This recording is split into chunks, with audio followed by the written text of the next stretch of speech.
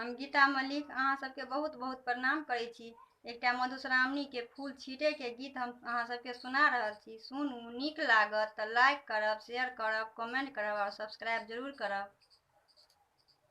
फूल छीटै में लागल सोहाबन, राम जी के कोबरी में फूल छीट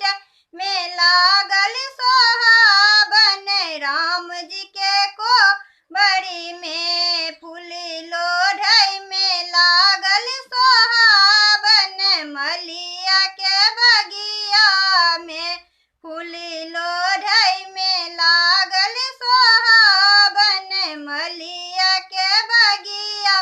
में कथी में लोढ़ब बेली चमेली, कथी में लोढ़ब बेली चमेली, कथी में लोढ़ब गुलाब, मलिया के बगिया में कथी में लोढ़ब गुलाब, मलिया के बगिया में डाली में लोढ़ब बेली चमेली, डाली में लोढ़ब बेली चमेली, चंगेरा में लोढ़ब गुलाब, मलिया के बगिया में चंगेरा में लोढ़ब गुलाब, मलिया के बगिया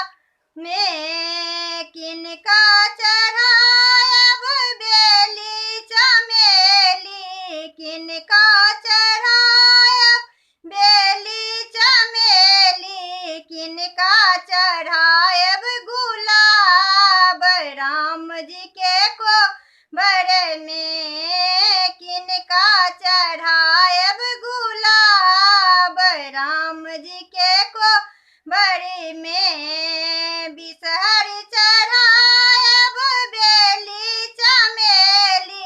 बिषहरि चढ़ायब बेली चमेली, गौरी चढ़ायब गुलाब, राम जी के कोबर में गौरी चढ़ायब गुलाब, राम जी के कोबर में किनका समांगब भाग सोहाग, किनका समांगब भाग सोहाग,